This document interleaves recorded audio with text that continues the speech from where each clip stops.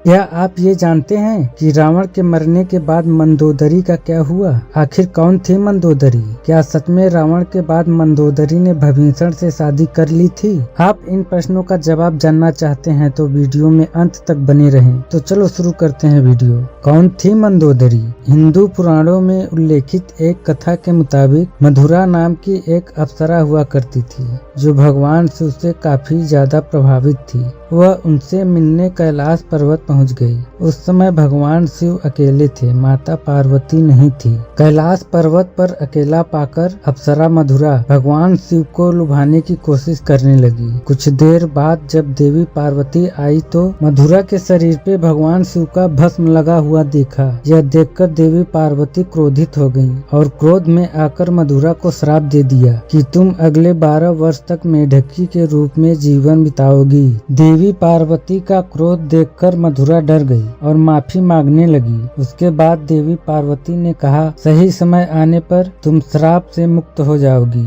जैसा कि मधुरा श्रापित पाई थी वह तुरंत मेढकी बन गई। मधुरा श्राप के अनुसार तुरंत मेढकी बन गई। इसके बाद वह धरती पर आ गई और अपना दिन गुजारने लगी। एक दिन अचानक भयंकर सांप मधुरा मेढकी को खाने की कोशिश में पीछे पड़ गया। मधुरा मेढकी अपनी जान बचाने के लिए भागने लगी और भागते भागते ऋषियों के आश्रम में पहुंच गई जहां उन्होंने खीर बनाकर रखा था। जब सांप ने मेढकी मधुरा को दौड़ाया तो मधुरा उछलकर खीर के बर्तन के एक छोर पर बैठ गई। सांप भी उसी छोर पे जाने लगा। अब मेढकी मधुरा खीर के दूसरे छोर पे उछल गई तो सांप भी उसी छोर पे जाने की कोशिश किया, लेकिन दुर्भाग्य से वह सांप फिसलकर खीर में गिर गया और खीर गर्म होने के कारण वह मर गया। लेकिन मेढकी को यह बात सताने लगी कि जब ऋषि लोग इस खीर को खाएंगे तो जहरीले सांप के कारण ऋषि लोग मर जाएंगे। मधुरा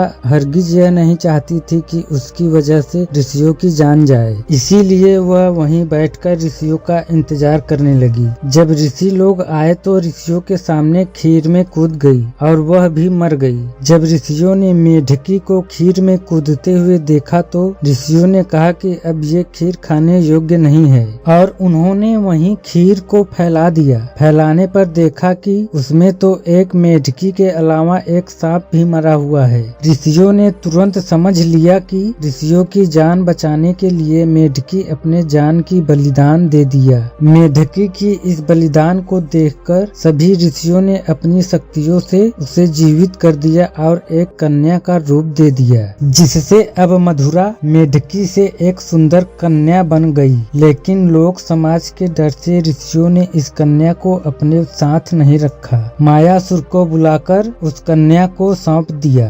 मायासुर और उसकी पत्नी हेमा ने उसे गोद ले लिया। उन्होंने ही मधुरा का नाम बदलकर मंदोदरी रख दिया। अगर हम बात मंदोदरी के पिता मायासुर की करें तो उसे राक्षसों का विश्वकर्मा कहा जाता था। उसे ब्रह्मा जी से एक विशेष वरदान प्राप्त था। इसके मुताबिक वह कहीं भी सुंदर भवन व नगर का निर्माण कर सकता था। मंदोदरी और रावण का विवाह कैसे हुआ? कथा के अनुसार एक बार रावण ने मायासुर से मिलने उसके महल में गया था। उसी समय उसकी नजर मंदोदरी पर पड़ी तो रावण उसकी सुंदरता पर मोहित हो गया और उसी समय रावण ने मंदोदरी से विवाह करने का मायासुर से प्रस्ताव रखा। कहा जाता है कि जब विवाह के लिए रावण और मंदोदरी का कुंडली का मिलान हुआ तो कुछ ठीक नहीं था, लेकिन मायासुर रावण के डर से मना नहीं कर पाए और दूसरी ओर मंदोदरी भी रावण से विवाह नहीं करना चाहती थी, लेकिन अपने पिता के बातों को टाल ना सकी। इसीलिए मंदोदरी ने रावण से विवाह करने की हामी भर दी।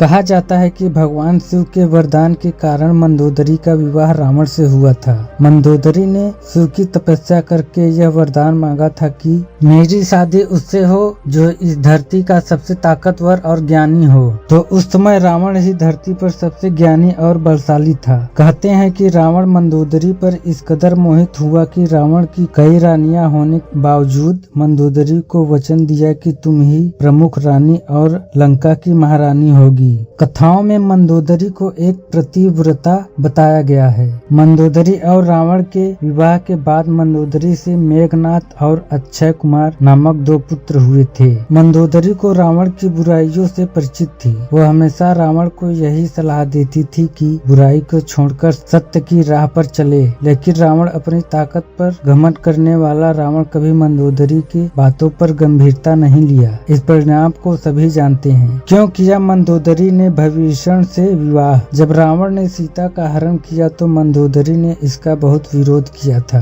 रावण को सीता जी को पुनः वापस करने की सलाह दी, लेकिन रावण उसकी बातों को अनसुना कर दिया था। कथा के अनुसार राम और रावण के बीच युद्ध होने से मंदोदरी, विभीषण और कुछ गिने चुने को छोड़कर रावण के पूरे कुल का नाश हो गया था। मंदोदरी को जब रावण के मरने का समाचार मिला तो वह इसका शोक करने के लिए लंका के किसी एक कोठरी में अपने आप को बंद कर लिया था। श्री राम ने लंका का राजा विभीषण को बनाकर अपने भाई और पत्नी के साथ वापस चले गए। जब मंदोदरी कुछ दिनों बाद कोठरी से बाहर आई तो विभीषण से विवाह कर लिया, लेकिन कुछ विद्वान इस बात को सीधे तौर पर नकारते हैं। कुछ ज्ञानियों का कहना है कि यह बात सच्चाई से कोई लेना देना नहीं है। विद्वानों के अनुसार मंदोदरी एक पतिव्रता नारी थी। दोस्तों, आपको क्या लगता है? कमेंट करके सुझाव दें। वीडियो पसंद आई हो तो हमारे चैनल को सब्सक्राइब करें और बेल आइकन को भी दबाएं ताकि हमारी वीडियो सबसे पहले आप तक पहुंचे।